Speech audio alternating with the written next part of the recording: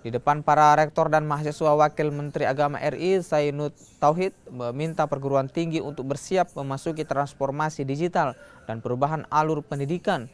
Zainud menambahkan di era revolusi industri menuntut penguasaan teknologi sebagai penggerak proses transformasi kehidupan dan kemajuan suatu negara.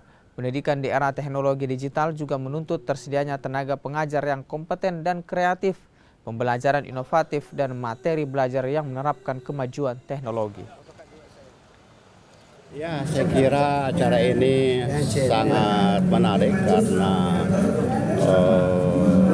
mengangkat tema yang saya kira menjadi kebutuhan perguruan tinggi ke depan, yakni bagaimana perguruan tinggi mempersiapkan diri dalam rangka memasuki era transformasi digital, era industri 4.0 dan era society 5.0, yang itu semuanya pasti